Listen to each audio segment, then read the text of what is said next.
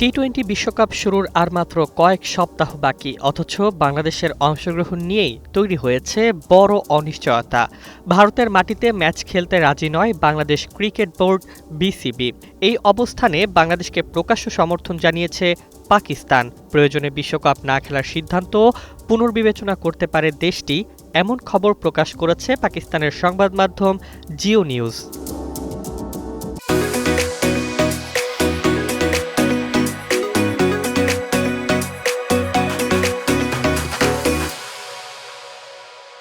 মিরপুর শেরেবাংলা স্টেডিয়ামে বিপিএলের ম্যাচ চলাকালে প্রেসিডেন্ট বক্সে বসে জাতীয় দলের কোচ ফিল সিমন্স ও সহকারী কোচ মোহাম্মদ সালাহ উদ্দিনকে দেখা গেলেও তাদের দৃষ্টি ছিল মাঠে, মনে যেন বিশ্বকাপের দোলাচল। ৭ ফেব্রুয়ারি শুরু হওয়ার কথা টি-20 বিশ্বকাপ। বাংলাদেশের ভারতে যাওয়ার সূচি থাকলেও এখনও ভিসা আবেদন পর্যন্ত করা হয়নি। বিকল্প হিসেবে শ্রীলঙ্কায় খেলার প্রস্তুতিও রাখা হয়েছে।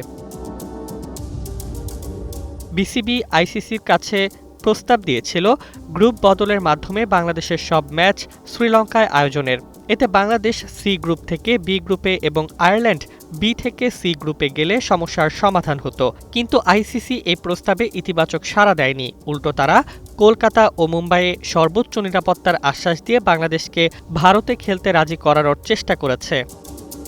বিসিবির যুক্তি, খেলোয়াড়দের নিরাপত্তা দেওয়া সম্ভব হলেও বাংলাদেশি দর্শক ও সাংবাদিকদের নিরাপত্তা নিশ্চিত করা বাস্তবে কঠিন। এ অবস্থায় বিসিবি তাদের অবস্থানে অনড় থাকে।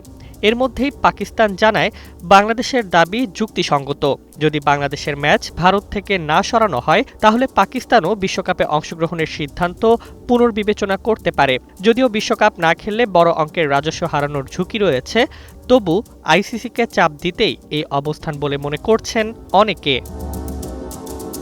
ক্রিকবাজ জানিয়েছে, আইসিসি গ্রুপ বদল না করার আশ্বাস দিয়েছে আয়ারল্যান্ডকে। এমনকি বাংলাদেশের জায়গায় স্কটল্যান্ডকে নেওয়ার কথাও ভাবা হচ্ছে। পাকিস্তানের চাপও যদি কাজে না আসে, তাহলে এবারের টি-20 বিশ্বকাপ বাংলাদেশকে ছাড়াই হওয়ার আশঙ্কা জোরালো হয়ে উঠছে।